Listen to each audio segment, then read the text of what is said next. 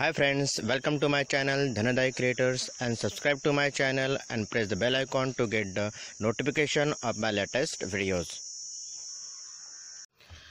Hi friends, आज आपण बघणार आहोत ई या व्हॉवेलचा फोनिक साऊंड कशा प्रकारे वापरला जातो।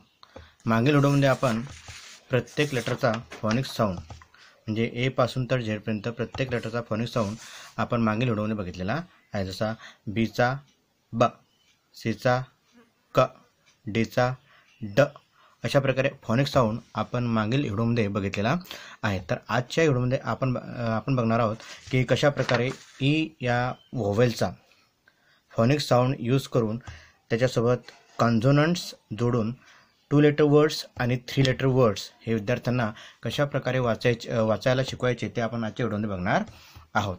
तर मी या ठिकाणी एक वर्कशीट तयार केलेला आहे।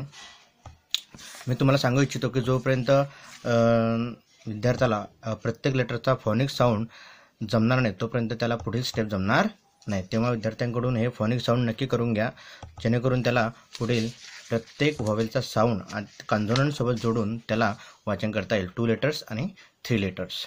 तर या व्हिडिओमध्ये आपण बघणार आहोत की कशा प्रकारे फोनिक साऊंड हा ईचा यूज करून आपण 2 लेटर्स वर्ड्स आणि 3 लेटर्स वर्ड्स हे विद्यार्थ्यांकडून वाचून घेणार आहोत।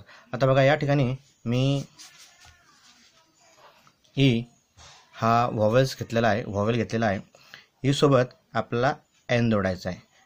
आता या ठिकाणी ई जो आहे याचा फोनिक साऊंड आहे ए ए ए।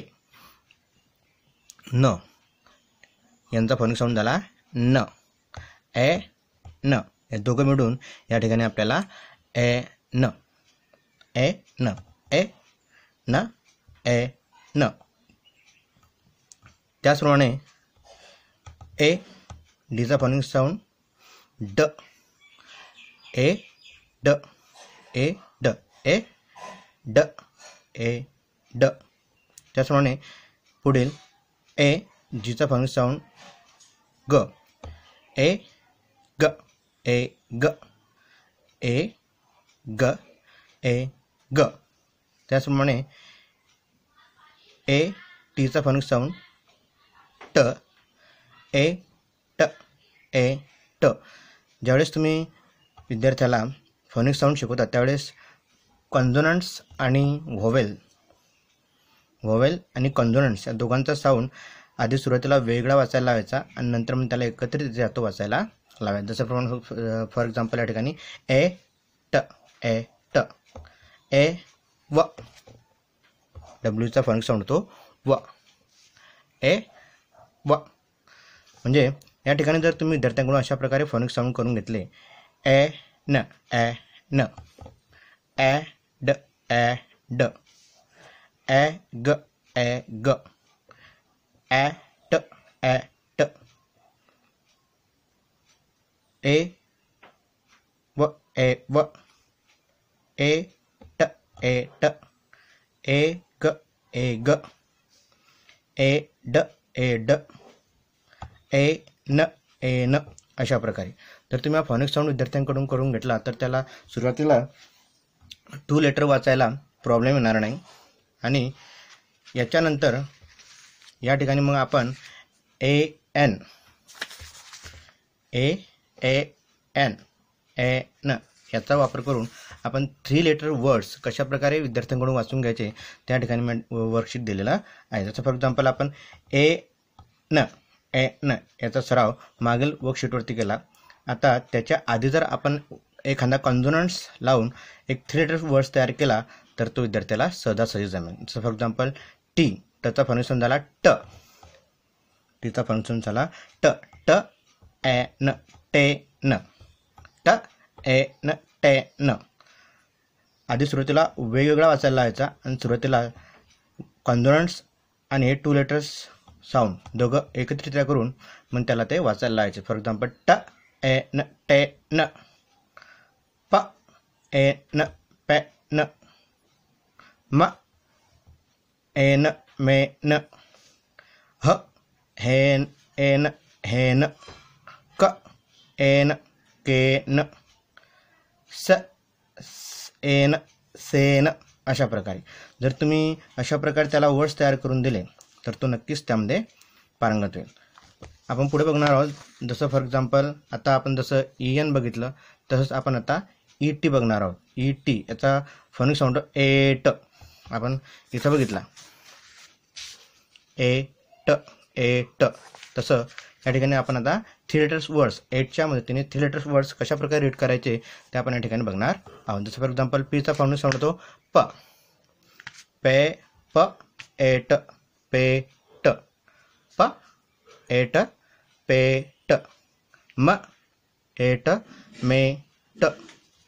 व एट वेट.